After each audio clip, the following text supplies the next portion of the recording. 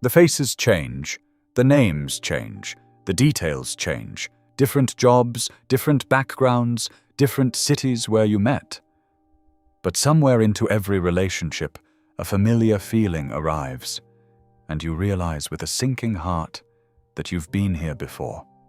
The same dynamic, the same conflict, the same way it makes you feel, the same way it goes wrong, the same ending you swore you'd never reach again. You keep choosing people who seem different on the surface and turn out underneath to be the same, or rather to draw out of you the same patterns, the same wounds, the same painful and familiar dance. It's as though you keep dating the same person in different bodies, and you cannot understand why. You've probably tried to fix this with better judgment. You made lists of red flags. You chose someone who seemed like the opposite of your last mistake. And still, somehow you ended up in the same place. Because the person who seemed so different revealed over time the same essential dynamic.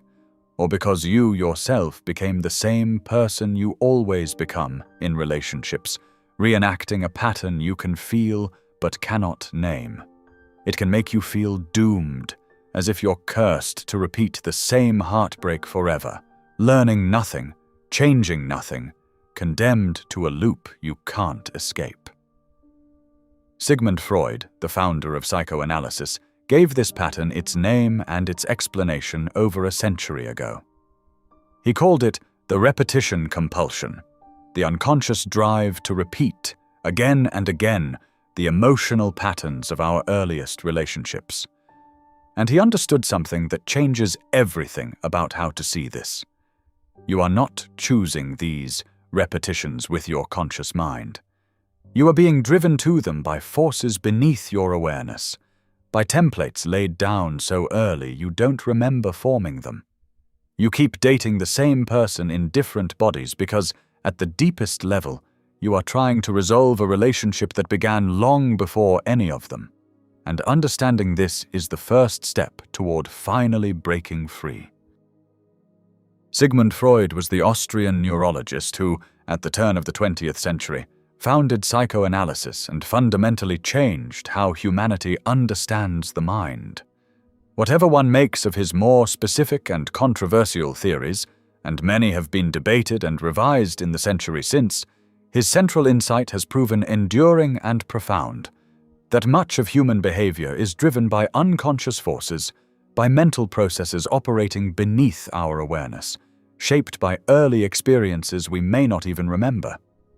We are, Freud argued, far less in conscious control of ourselves than we like to believe, moved by currents we cannot see.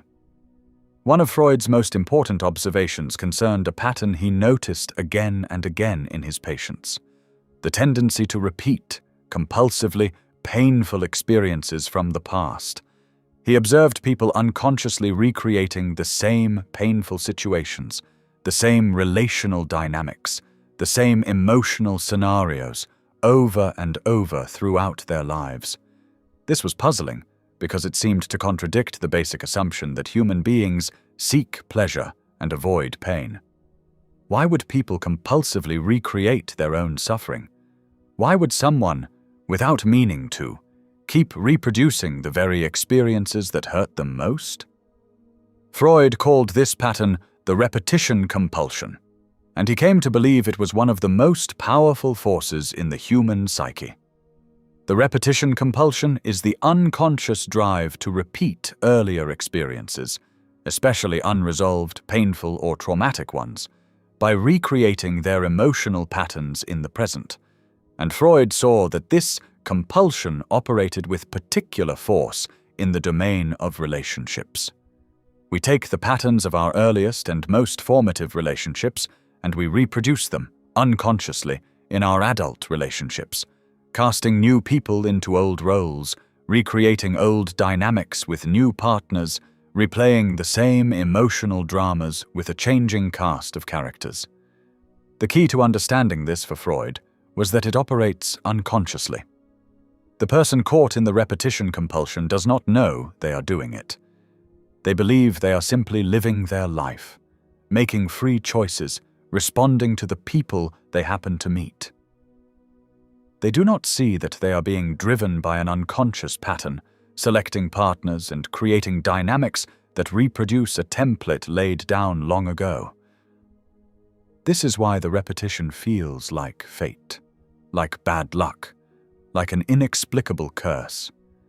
The pattern operates from beneath awareness, and so its effects appear to come from the outside world rather than from within.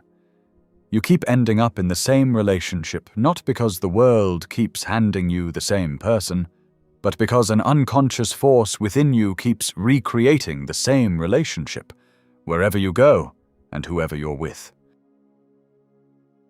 If this content is making sense to you, click the subscribe button and subscribe to the channel. Thank you for your support. To understand why you keep repeating the same relationship, you have to understand where the original template came from, and here Freud pointed to the earliest and most formative relationships of our lives, our relationships with our parents and primary caregivers. Freud believed that our earliest family relationships form the foundational template for all the love relationships that follow. The bond between a child and their caregivers is the first love relationship any of us ever has, and it is in this bond that we first learn what love is, how relationships work, what to expect from the people we depend on, and how we must be in order to receive care and connection.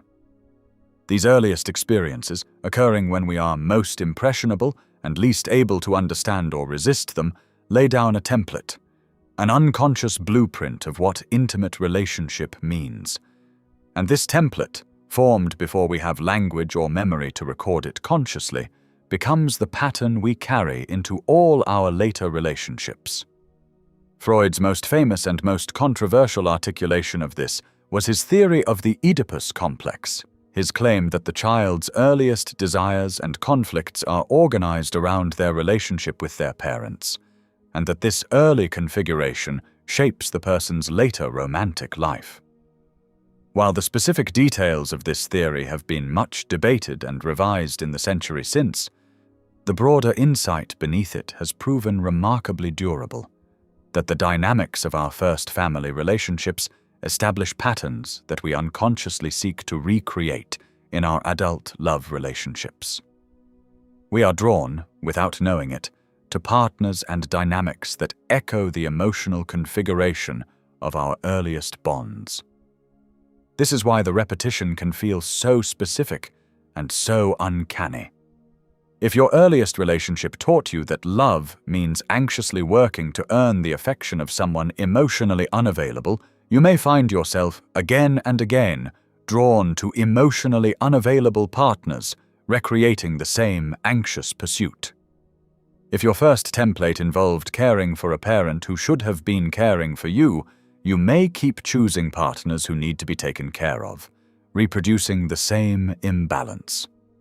If love, in your earliest experience, was intertwined with criticism or unpredictability, or the threat of abandonment, you may find yourself unconsciously selecting exactly the partners who will recreate those conditions. You are not choosing badly by accident. You are choosing according to a template, seeking, without knowing it, the familiar emotional configuration of your first relationships. Modern research gives powerful empirical support to this broad Freudian insight through what is known as attachment theory. Researchers studying the bonds between children and caregivers found that these early relationships shape what they called internal working models, mental blueprints of how relationships work, formed in early childhood that guide our expectations and behavior in relationships throughout life. A child whose early attachment was secure tends to develop a working model of relationships as safe and reliable. A child whose early attachment was anxious, avoidant, or inconsistent tends to develop working models that reproduce those patterns in adult relationships. Decades of research have found that these early attachment patterns do indeed tend to persist, influencing whom we're drawn to, how we behave in relationships, and the dynamics we recreate.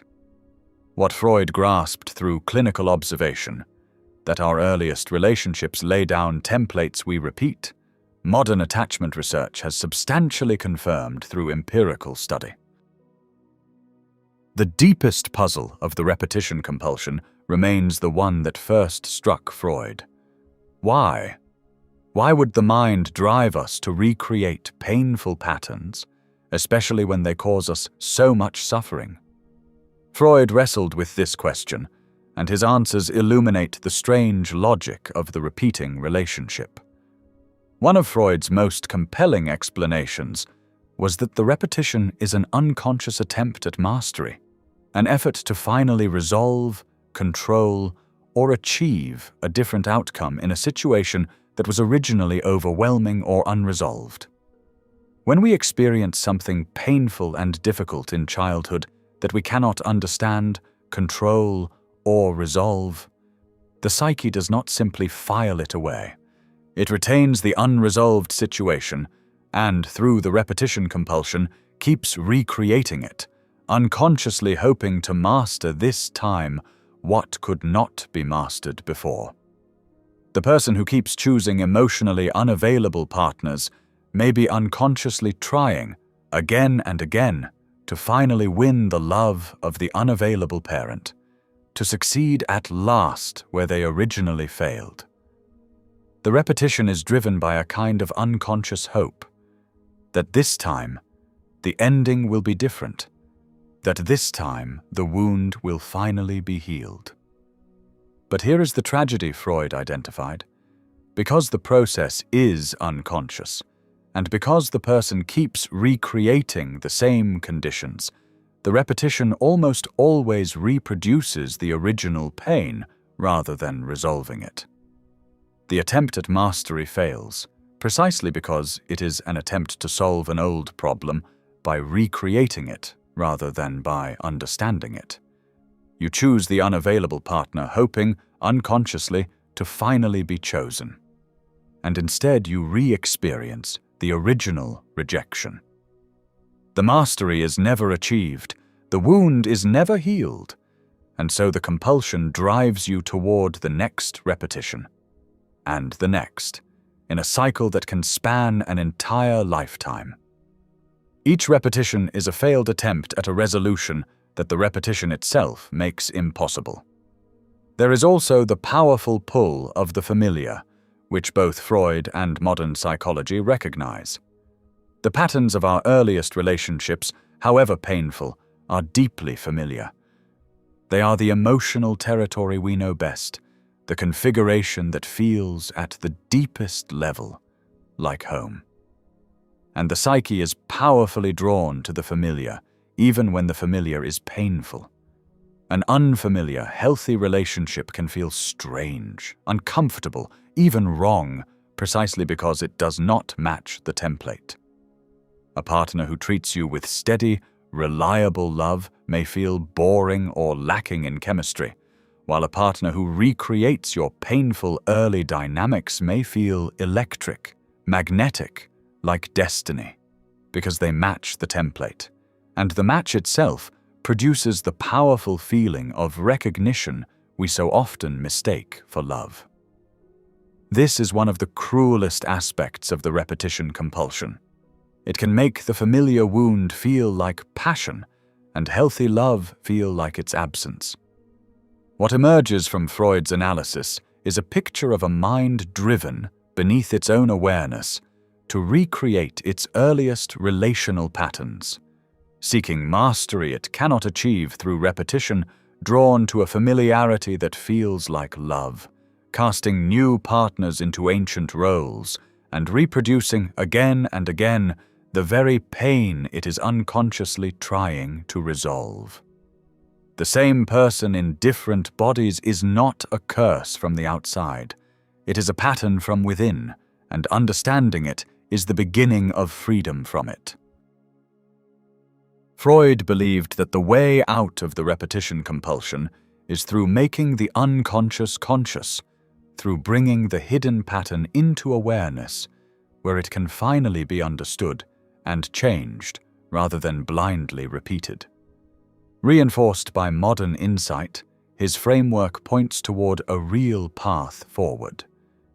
The first movement is to recognize the pattern, to see honestly and clearly that there is a repetition. This is the essential first step, because the entire power of the repetition compulsion depends on its remaining unconscious.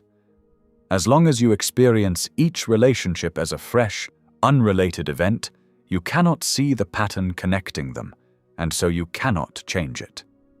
The work is to look back across your relationships and trace the common thread. What is the dynamic that keeps recurring? What is the same beneath the different faces and circumstances? How do you tend to feel? What role do you tend to play? How does it tend to go wrong?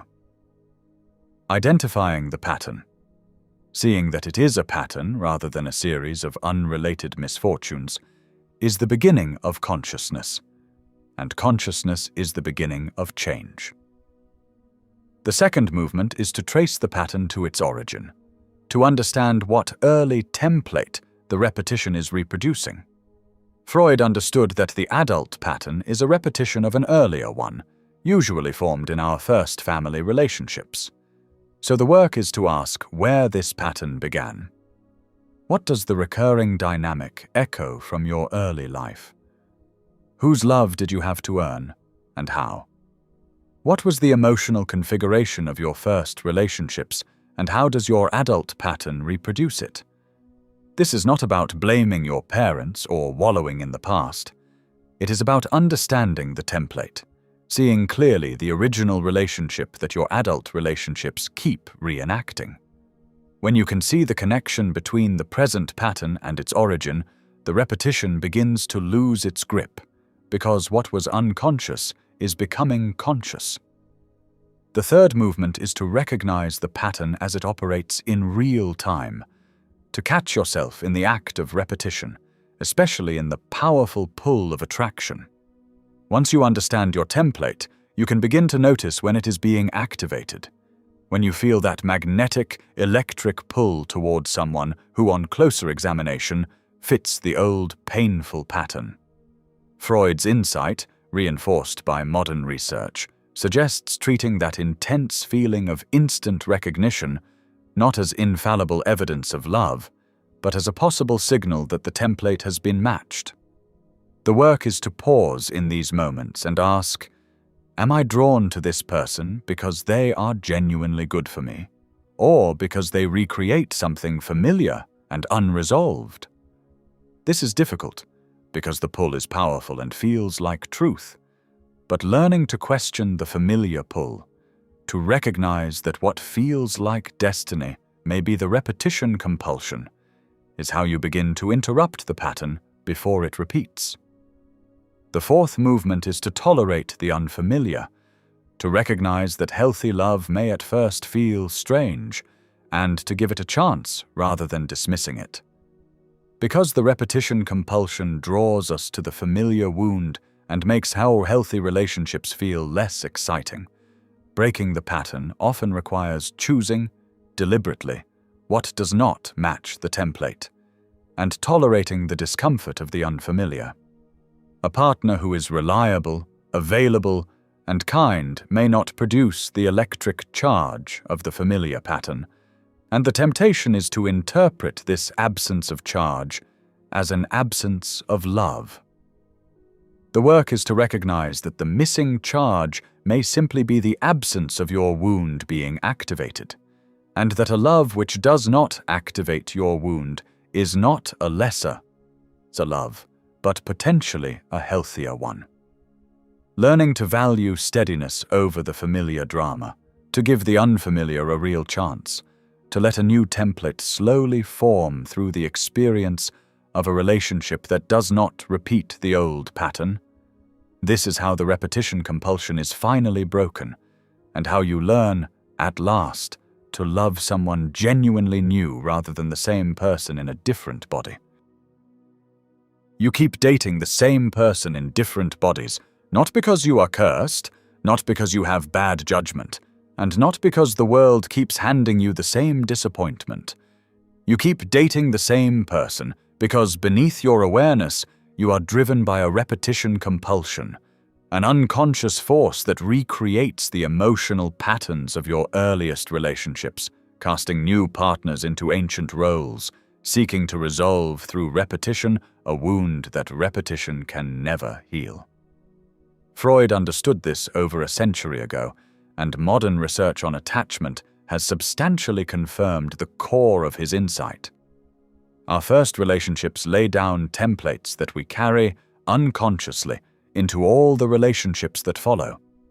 This is a difficult truth, but it is ultimately a liberating one, because a curse cannot be lifted, but a pattern can be changed, once it is made conscious. The entire power of the repetition compulsion depends on its operating in the dark, beneath your awareness, disguised as fate and chemistry and bad luck. The moment you begin to bring it into the light, to see the pattern, to trace it to its origin, to recognize it in the pull of attraction, to tolerate the unfamiliar feeling of a love that does not repeat your wound, you begin to break its power. What was unconscious becomes conscious. What felt like destiny reveals itself as a pattern. And what could not be changed while it remained hidden becomes at last something you can change.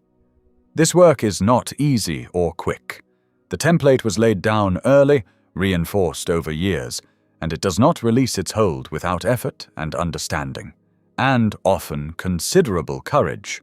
The courage to question the pulls that feel most like love, to choose the unfamiliar over the familiar wound, to tolerate the strangeness of a healthier way of relating until it becomes, in time, your new normal. But it is possible. People do break these patterns. They do learn to recognize the repetition, to understand its origin, to choose differently, and finally, to love someone genuinely new rather than a reincarnation of their oldest wound. The same person you keep dating in different bodies is, in the end, a ghost, the echo of an early relationship you are still unconsciously trying to resolve. And you do not have to keep chasing that ghost forever. You can understand it, you can grieve what it represents, and you can, at last, set it down, freeing yourself to see the actual person in front of you, rather than the template you've been casting onto everyone, and to build something genuinely new, a relationship that is not a repetition of your past, but a real meeting with a real person, in a present that no longer has to repeat what came before.